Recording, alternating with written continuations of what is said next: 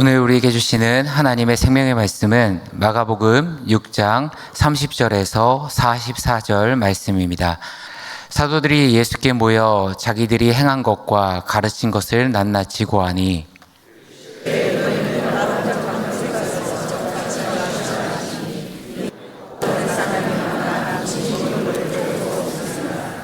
이에 배를 타고 따로 한적한 곳에 갈새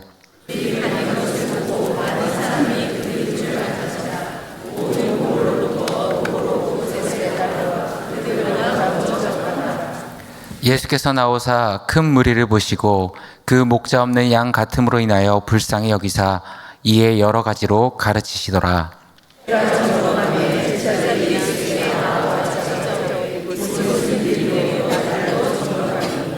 무리를 보내어 두루 촌과 마을로 가서 무엇을 사 먹게 하옵소서.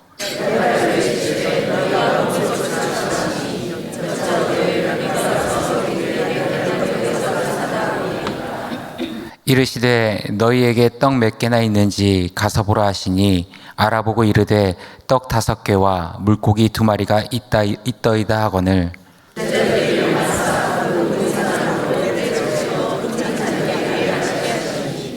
때로 100명씩 또는 50명씩 앉는지라.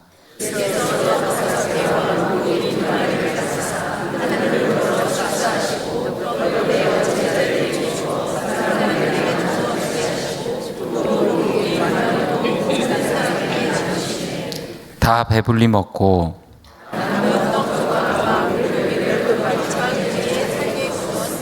함께 읽겠습니다. 떡을 먹은 남자는 5,000명이었더라. 아멘.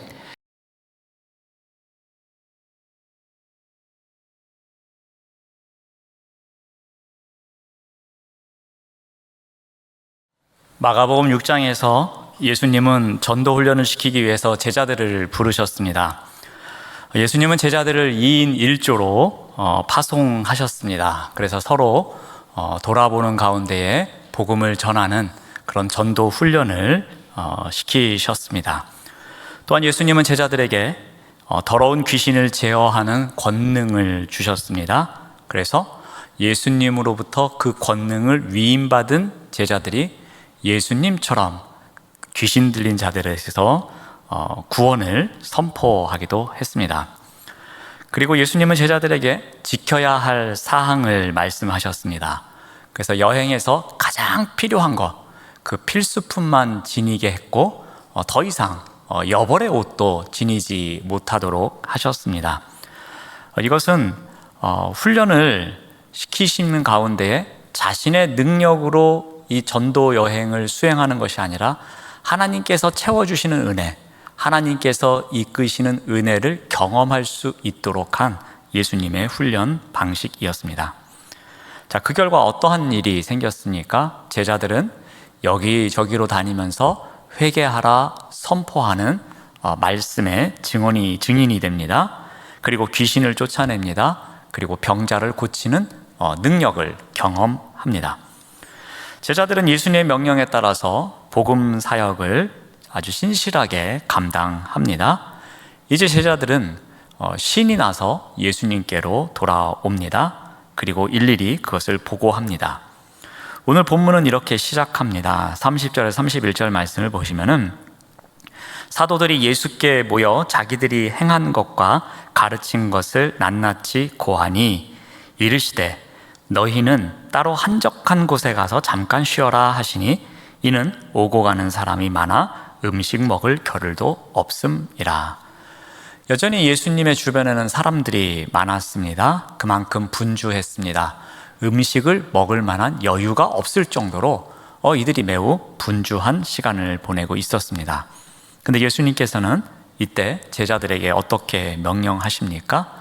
그들이 사역을 성공하고 들어왔음에도 불구하고 그리고 계속해서 그들이 사역을 해야 하는 상황임에도 불구하고 그들에게 한적한 곳에 가서 잠깐 쉬라고 말씀하십니다. 자, 그러자 제자들이 어떻게 하는가 하면은 한적한 곳으로 가기 위해서 배를 탑니다. 32절 말씀을 보면은 이에 배를 타고 따로 한적한 곳에 갔다 이렇게 성경은 기록합니다. 자, 그런데 이 많은 사람들이 예수의 일행, 그 제자들의 일행인 것을 알았던 것 같습니다. 그리고 그들이 이동하는 것을 눈치챕니다. 그러자 그 제자들을 따라갑니다. 그래서 성경은 33절에서 이렇게 기록합니다. 그들이 가는 것을 봅니다. 그래서 많은 사람들이 그들인 줄 알았습니다. 그래서 모든 고을로부터 도보로 그곳에 달려와 그들보다 먼저 갔더라 라고 기록합니다. 자, 그들이 보아하니 저 사람들이 그 예수님의 제자인 것 같은데 저들이 여기저기 다니면서 복음을 선포했고 또 이 귀신을 쫓아내기도 했고 병든 자를 고쳐준 사람들 아니야? 하면서 그들이 알았다고 합니다. 그리고 그들이 가는 방향, 배를 타고 가는 방향을 보면서 이리로 가면은 우리가 도보지만 이쪽으로 달려가면은 저들보다 먼저 도착할 수 있을 거야 라고 생각한 것 같습니다. 그래서 그들이 아주 열심히 달린 것 같습니다. 그리고 결과적으로 그들이 먼저 그곳에 가서 기다리고 있었습니다. 자, 이러한 일이 생기고 난 이후에 무리들이 모였던 것 같습니다. 그리고 예수님이 그 무리들을 바라봅니다. 이때 예수님께서 어떻게 하십니까? 우리 34절 말씀을 봅니다. 예수께서 나오사 큰 무리를 보시고 그 목자 없는 양 같음으로 인하여 불쌍히 여기셨다. 이렇게 기록합니다. 예수님은 큰 무리를 보시면서 불쌍히 여기셨다고 합니다. 여러분, 지금 예수님은 제자들과 함께 잠깐 쉼을 취하기 위해서 이쪽으로 이동을 하셨습니다. 그러니 예수님 입장에서 보면은 아무 대책 없이 따라온 이 사람들이 귀찮을 것 같습니다. 그리고 무례해 보이기도 합니다. 그리고 그들 때문에 또다시 쉴 수 없다는 생각에 매우 불편한 마음을 가지실 수도 있는 상황입니다. 상황상은 분명히 그러합니다. 매우 지쳐있고 힘들고 이제는 제자들도 어느 정도 사역을 했으니 좀 다른 곳에 가서 쉬고 싶었는데 이들이 먼저 열심히 달려와 가지고 그곳에 와서 대기하고 있는 겁니다. 그러니 웬만한 사람이면 그 무리를 보면서 얼마나 실망을 했겠습니까? 그런데 예수님은 어떻게 하십니까? 그들을 긍휼의 눈으로 바라보십니다. 그들의 곤경을 바라보십니다. 그래서 성경에서는 불쌍히 여기셨다라고 기록하고 있습니다. 이 불쌍히 여기다라는 단어는 마가복음의 오늘 본문을 포함해서 4번 나옵니다. 그리고 이 단어가 갖고 있는 의미는 제가 여러 번 설명을 드린 것 같습니다. 창자가 끊어질 듯 아픈 것, 그것이 바로 이 불쌍히 여기다라는 단어가 갖고 있는 의미입니다.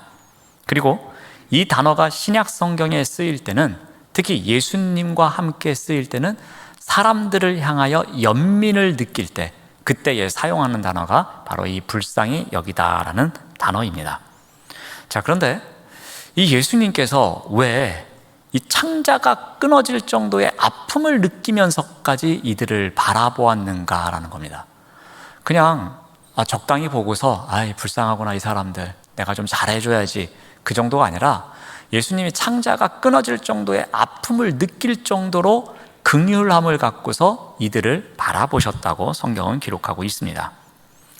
이것은 이스라엘 백성들의 절박함과 필요를 채워줄 목자가 없는 현실을 보셨기 때문입니다.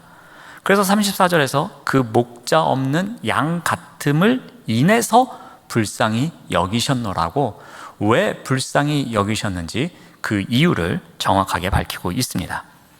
근데 이것은 시간을 거슬러 과거로 갑니다. 이스라엘 백성이 목자 없는 양과 같이 되지 않기를 바랬던 한 선지자 또는 리더가 있었습니다. 바로 모세였습니다.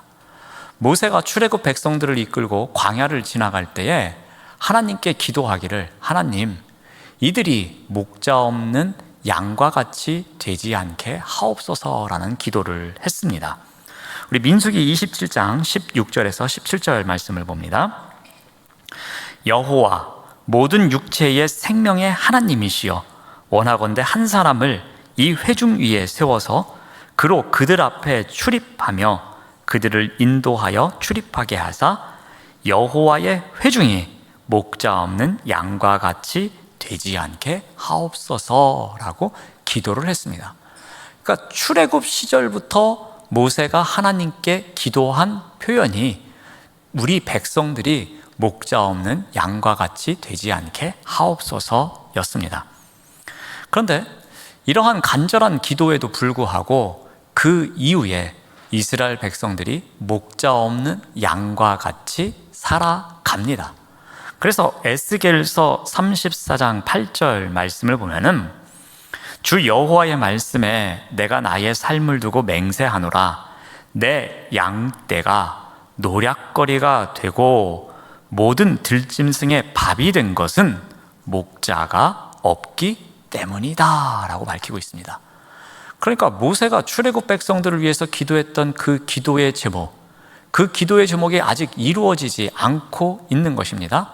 그리고 에스겔이 예언자로 사역하고 있는 그때에도 마치 이 백성들은 목자 없는 양떼와 같아서 이 노략거리가 되고 있고 또 들짐승의 먹이가 되고 있는 마치 그러한 삶을 살고 있다는 겁니다.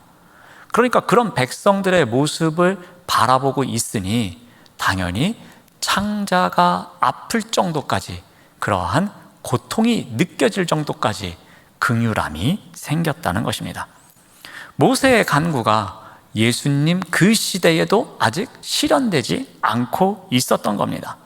백성들은 여전히 목자 없는 양과 같이 이리저리로 헤매이고 있는 모습이었습니다. 그래서 예수님은 바로 그 목자의 마음으로 이 백성들을 보고 불쌍히 여기셨노라라고 성경은 기록하고 있습니다. 여러분, 이 긍휼이라는 감정이 조금은 멀어 보입니다. 때로는 추상적으로 느껴질 때가 있습니다. 근데 우리가 이 긍휼이라는 것을 우리가 조금 가까이 느끼기 위해서는 표현을 조금 바꿔 보겠습니다. 이러면 좀 더 우리가 느낌이 좀 더 다가오지 않을까 합니다. 이 감정의 습기라는 표현이 있습니다. 그러니까 긍휼, 불쌍히 여기는 마음, 이거는 감정에 습기가 있어야 한다는 겁니다. 여러분, 감정이 메마르면 어떨까요?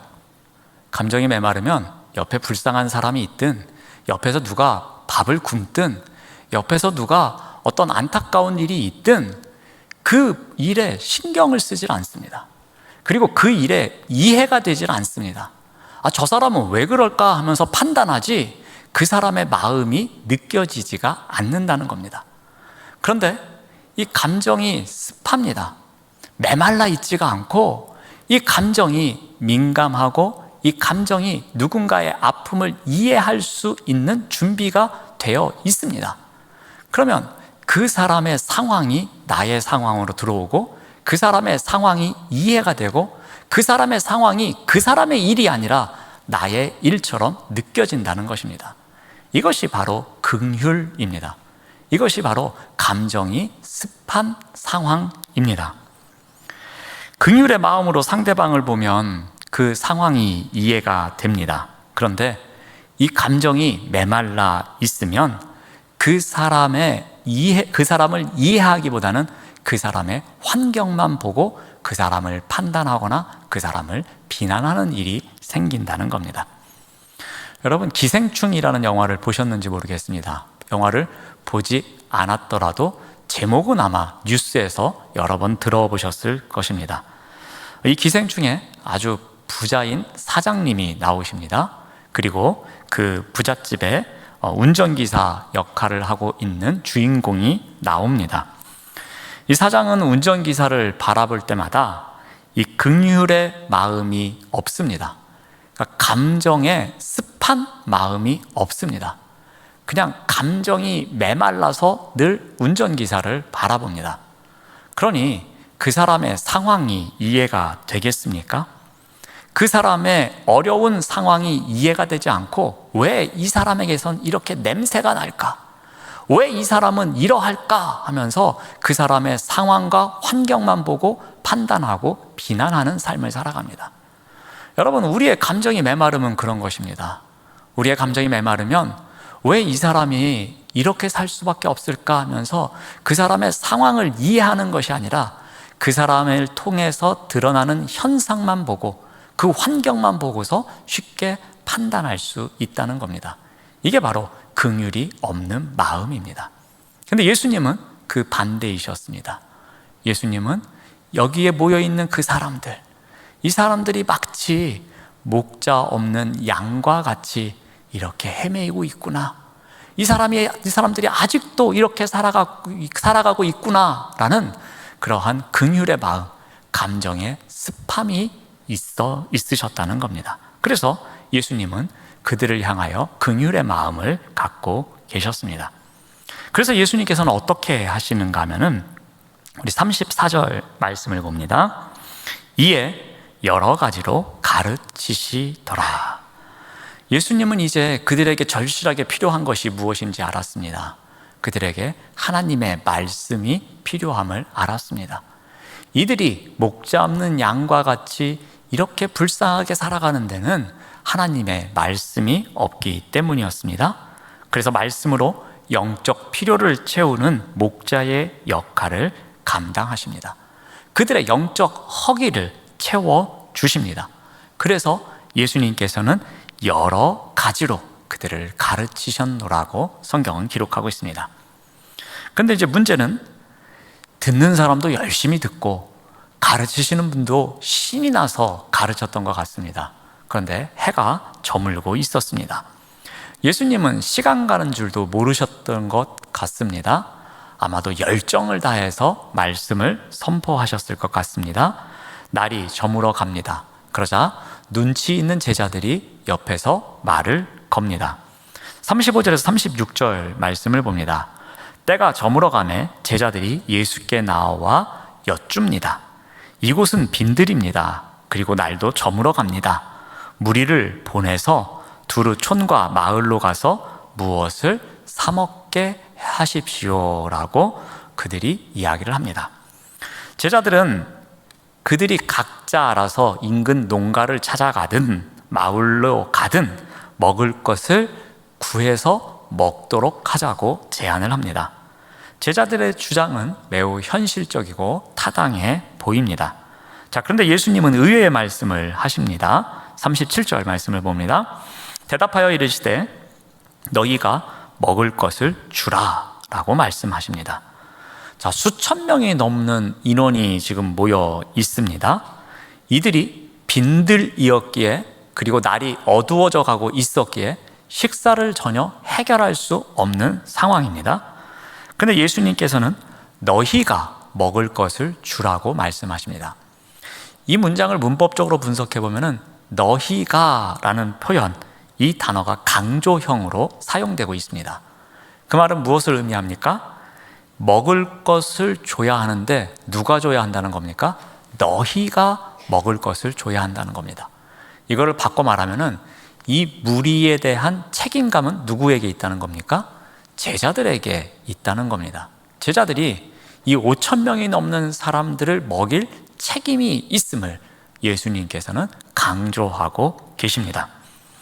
제자들의 입장에서 보면 얼마나 받아들이기 힘든 내용이었겠습니까? 지금 먹을 음식도 없고 별 뾰족한 방법도 없습니다. 그런데 예수님께서는 너희가 책임져 라고 말씀하십니다.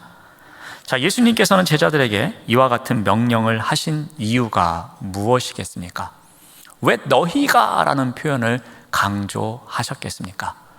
이 또한 하나의 훈련의 과정인 것 같습니다. 계속해서 예수님은 이 무리들에게 앞으로 영적으로 또 어떤 식량을 제공하면서 먹일 수 있는 분이 아닙니다. 예수님은 언젠가는 다시 그분이 계셨던 곳으로 돌아가셔야 할 분이었습니다. 그러니 앞으로 이 일을 담당할 사람은 제자들임을 지금부터 훈련시키고 계신 겁니다. 그래서 예수님은 너희가 먹을 것을 주어야 한다라고 강조하시면서 앞으로 너희들이 감당해야 할 사명이 이와 같은 것임을 가르쳐 주고 계십니다. 마치 6장 앞부분에서 예수님께서 제자들을 둘씩 짝지어서 전도 여행을 내보내셔서 그들로 하여금 복음을 전하고 귀신을 쫓아내고 병자를 고치는 훈련을 시키셨듯이 이제는 영의 양식, 육의 양식을 먹이는 일 또한 너희들이 감당해야 할 것을 강조하고 계신 것입니다. 그러므로 앞으로 이 사람들을 먹이는 일도 너희들이 감당해야 할 일임을 말씀하십니다. 자, 그러자 제자들은 예수님에게 질문합니다. 제자들은 예수님께서 왜 너희가 라는 것을 강조하고 계시는지 몰랐을 것입니다. 그래서 그들은 이렇게 말합니다. 37절 말씀을 계속 보면은 여짜오되 우리가 가서 200데나리온의 떡을 사다 먹이리까? 라고 질문합니다. 제자들은 지금 예수님의 구체적인 의도를 깨달을 수도 없었고 깨닫지도 못했습니다. 오직 그들은 현실적인 계산만 하고 있습니다. 그래서 그들은 200데나리온의 떡이라는 표현을 씁니다. 즉 우리에게는 200데나리온이 없습니다. 그러므로 우리가 이들을 책임질 수 없습니다. 라는 책임 회피의 표현입니다. 여러분 200데나리온이면 얼마 정도 되느냐면은 한 데나리온이 그 당시 노동자 하루의 임금이었습니다. 요즘으로 비치면 한 10만 원 정도로 잡으면 200데나리온이면 2천만 원 정도입니다. 꼭 정확한 것은 아니지만 요즘 시세로 치면 갑자기 제자들에게 2천만 원이 하늘에서 뚝 떨어져서 그것을 가지고 가서 떡을 사오지 않는 한 5천 명이 넘는 사람들을 먹일 수 없다는, 우리는 이들을 책임질 수 없습니다 라는 제자들의 어떤 표현이라고 보시면 될 것 같습니다. 자, 예수님은 제자들이 이렇게 나오자 어떻게 하시는가 하면은, 그러면 여기 무리들이 갖고 있는 먹을 것이 얼마나 있는지 파악해 보라고 합니다. 그 결과 어떻게 되는가 하면 38절 말씀을 봅니다. 이르시되 너희에게 떡 몇 개나 있는지 가서 보라 하시니 알아보고 이르되 떡 5개와 물고기 2마리가 있습니다 라고 보고를 합니다. 떡 5개와 물고기 2마리, 그래서 오병이어라는 말이 나옵니다. 이 보고를 예수님이 듣습니다. 5천 명이 넘는 사람들이 먹어야 하는데 이 오병이어는 한두 사람밖에 먹을 수 없는 식량이었습니다. 그러면 우리 같으면 어떻게 하겠습니까? 한숨을 푹 내쉬면서 야, 이거 어떻게 하면 좋겠느냐, 너희들이 이 무리들을 잘 흩어낼 수 있겠느냐, 뭐 그런 이야기를 하지 않을까 상상도 해봅니다. 그런데 그 상황 속에서 예수님은 어떻게 하십니까? 사람들을 돌려보내라고 하는 것이 아니라 오히려 사람들을 모이게 합니다. 그래서 100명씩 50명씩 이렇게 팀을 이루어서 이 빈들의 이 푸른 초장에 앉도록 합니다.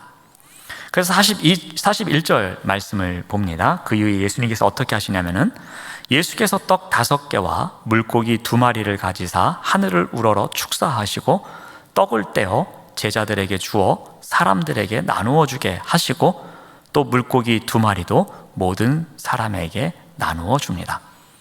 자, 예수님의 명령을 보면은 제가 빨간색 글씨로 표현한 4개의 단어가 나옵니다. 다시 한번 41절을 보여주시면 축사하시고 떼어 또 주어 나누어 주게라는 4개의 동사가 나옵니다. 이 동사는 오병이어의 오병이어 기적의 특징을 나타내는 단어입니다. 근데 이 단어 가운데 2가지 정도 주목할 단어가 있습니다. 바로 3번째와 4번째입니다. 3번째는 제자들에게 줍니다. 그리고 4번째 단어는 사람들에게 나누어 주게 합니다. 그러니까 주다와 나누어 주다, 이 동사가 갖는 의미가 남다릅니다. 이제 자막을 그만 보여주셔도 됩니다. 예수님께서는 축사하시고 제자들에게 떡을 떼어서 주셨습니다. 그러니까 예수님이 무리들에게 직접 주신 것이 아니라 예수님은 제자들에게 주셨습니다. 그리고 예수님은 제자들에게 가서 사람들에게 나누어 줄 것을 명령하십니다. 여기에 오늘 제가 말씀드리고자 하는 이 오병이어 기적의 중심 내용이 들어 있습니다. 여러분, 오병이어는 분명히 엄청난 기적입니다.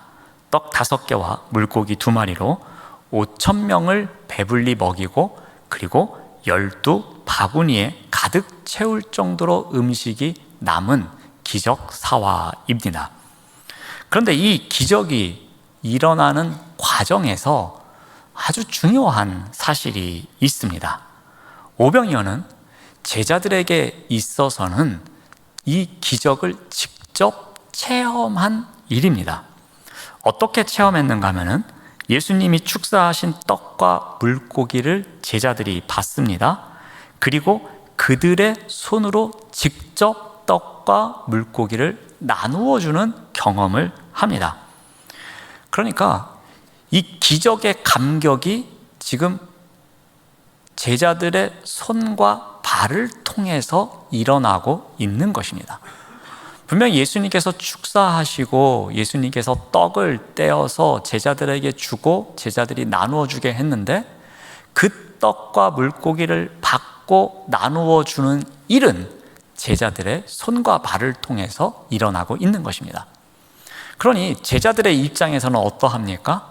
제자들의 입장에서는 이 생생한 기적의 순간에 자신들의 손과 발이 동참하고 있음을 경험하고 있는 것입니다. 여러분, 예수님의 능력을 생각하면 그냥 축사하시고 어떤 초자연적인 현상을 통해서 이 5,000명이 넘는 사람들 앞에 먹을 것이 그냥 갑자기 생기든 어디서 뚝 떨어지든, 마치 하늘에서 만나가 떨어지는 것과 같이, 또 메추라기를 먹었던 것과 같이 그런 비슷한 현상을 만들 수 있습니다. 그런데 예수님은 굳이 제자들에게 떡을 떼어서 주시고 너희들이 가서 나누어 주라 하면서 이 오병이어의 기적을 예수님 혼자 이끌어 가시는 것이 아니라 제자들의 손과 발을 통해서 완성해 가고 있는 모습을 발견하게 됩니다. 여러분, 제자들에게는 얼마나 큰 감격의 순간이겠습니까? 그것을 계속 나르면서 백성들에게 떡과 물고기를 나누어 주는 가운데에 그들은 얼마나 벅찬 감격을 안고서 이 일을 수행했겠습니까? 그들의 손과 발이 이 기적의 중심에 놓여 있음을 그들이 느끼면서 얼마나 큰 기쁨을 갖고 이 기적의 중심에 놓여 있었겠습니까? 아마 그 기쁨은 상상만 해봐도 기쁘지 않습니까? 네. 기쁘시다고 지금 웃고 계십니다. 네. 자, 그렇다면 우리가 한 가지 더 생각해 볼 것은, 제자들은 왜 이렇게 예수님의 명령에 따라서 떡을 받고 나누어 주는 일에 동참했을까라는 것입니다. 여러분, 예수님의 긍휼을 제자들도 알았기 때문입니다. 그들은 이미 예수님의 긍휼에 힘입어서 오늘 자신들이 살아가고 있는 그 은혜를 알고 있는 자들이었습니다. 예수님의 긍휼을 통해서 긍휼을 배워가고 있는 제자들이었습니다. 그래서 그들은 예수님께서 이들을 긍휼히 여기셔서 이렇게 하시는 일에 자신들 또한 예수님께 긍휼을 받은 자로서 그 긍휼을 전하겠다는 마음으로 손과 발이 되어서 이 일에 동참하고 있었던 것입니다. 제자들의 손과 발이 마치 2차적 긍휼을 실천하는 실천가로서 이들이 지금 활약하고 있었던 것입니다. 제자들은 예수님께 배운 긍휼, 그 긍휼의 마음을 갖고서 자신들도 그 긍휼을 나누어 주겠다는 마음으로 이 크고 놀라운 사역에 동참하고 있었던 것입니다. 행복한 왕자라는 제목의 동화가 있습니다. 얼마 전에 우리 이준희 목사님이 금밤 기도회 때 이 예화를 아주 자세히 그리고 긴 시간 동안 할애해서 설명을 잘 해주셨습니다. 내용이 궁금하시면 이준희 목사님이 하셨던 금밤 동영상을 찾아가셔서 그 내용을 들으시면 됩니다. 근데 제가 그 내용은 다시 소개하지 않고 그 중에 한 부분만, 오늘 설교의 관점과 필요한 부분만 제가 말씀을 드리겠습니다. 이 왕자가 이제 왜 행복한 왕자인지 궁금하시면 그 영상을 찾아보시기 바랍니다. 이 왕자는 살아생전에는 부족한 것이 없었습니다. 그리고 무엇보다도 세상의 고통에 대해서 철저히 외면하고 살았습니다. 아마도 궁궐 밖의 고통이 어떠한 것인지를 몰랐기 때문입니다. 근데 이 왕자가 죽어서 동상이 됩니다. 그리고 그 동상이 세워진 곳에서 온 세상을 바라보면서 그곳에 사는 사람들의 고통과 아픔이 무엇인지를 알게 됩니다. 그러던 어느 날 따스한 남쪽으로 날아가던 제비 한 마리가 이 동상에 앉게 됩니다. 근데 이 동상에 걸터 앉아 있던 제비가 이 동상에 있는 왕자가 눈물 흘리는 것을 보게 됩니다. 그래서 제비가 묻습니다. 아니, 왜 울고 있어요? 라고 묻습니다. 그러자 왕자가 대답합니다. 내가 왕궁 너머의 세상이 얼마나 커다란 고통과 슬픔으로 얼룩져 있는지 몰랐는데 이제야 알았노라고. 나부로 되어 있는 심장을 갖고 있음에도 울 수밖에 없는 상황을 이야기합니다. 이제 왕자는 제비에게 부탁합니다. 나의 손과 발과 날개가 되어줄 것을 부탁합니다. 동화에서는 이렇게 이야기합니다. 제비야, 제비야, 작은 제비야, 하룻밤만 내 곁에 머물면서 내 부탁을 들어주지 않겠니? 내 발은 받침대에 묶여 있어 나는 움직일 수가 없단다 라고 말합니다. 제비는 날씨가 추워지기에 빨리 따뜻한 곳으로 가야 하는데 그런 다급함이 있음에도 불구하고 제 목숨의 소중함을 잊어버립니다. 제비는 왕자를 도와서 어제까지는 전혀 상관없었던 그 사람들의 아픔을 느끼기 시작합니다. 자신의 목숨이 점점 쇠약해짐에도, 자신의 건강이 쇠약해짐에도 불구하고 이 왕자와 함께 사람들을 돕습니다. 제비는 이렇게 이야기를 합니다. 그런데 참 이상하네요. 날씨가 이렇게 추운데 왜 나는 이토록 따뜻한 느낌이 들까요? 라고 말합니다. 여기서 제비의 사랑을 2차적 긍휼이라고 말합니다. 왕자의 사랑에서 파생된 긍휼입니다. 왕자의 사랑을 알았기에, 그 사랑이 자신에게 들어왔기에, 자신도 그 사랑을 전하고 싶기에 그것을 2차적 긍휼 또는 2차적 자비라고 말합니다. 사랑을 베푸는 자로부터 사랑을 배운 것입니다. 긍휼을 베푸는 자로부터 긍휼이 무엇인지를 알았던 겁니다. 마음이 건조했었는데, 마음이 냉랭했었는데 이제는 마음이 습해진 것입니다. 그런데 놀라운 것은 이 2차적 사랑, 2차적 긍휼이 그 사랑을 가르쳐준 사람보다 더 아름답게 맺어지고 있다는 것입니다. 더 커지고 있다는 것입니다. 오병이어의 기적이 바로 이와 같은 것입니다. 오병이어의 기적의 배경이 어떻게 되었습니까? 예수님께서 큰 무리를 보시고 목자 없는 양 같음으로 인하여 불쌍히 여기사, 이것이 오병이어가 시작된 배경이었습니다. 예수님께서 그들을 불쌍히 여기사 오병이어의 기적이 필요했던 것이었습니다. 그런데 이 오병이어를 통해서 5,000명이 넘는 사람들이 먹고, 그리고 12바구니가 남은 것이 중요한 것이 아니라 이러한 일이 일어나도록 갖고 있었던 예수님의 마음, 그 마음이 시작이었습니다. 예수님은 제자들의 손과 발을 통해서 이 기적을 완성해 가셨던 것입니다. 그러니까 시작은 예수님의 마음부터 시작되었지만 그 끝은 제자들의 손과 발을 통해서 이루어졌다는 겁니다. 오병이어의 기적은 예수님의 긍휼에서 시작되었지만 그 완성은 제자들의 2차적 긍휼을 통해서 완성되었던 것입니다. 마치 행복한 왕자라는 동화에서 이야기하는 것처럼 이 제비의 손과 발과 날개를 통해 긍휼이 전달되었던 것처럼 제자들의 손과 발을 통해서 예수님의 긍휼이 전해지고 있었던 것입니다.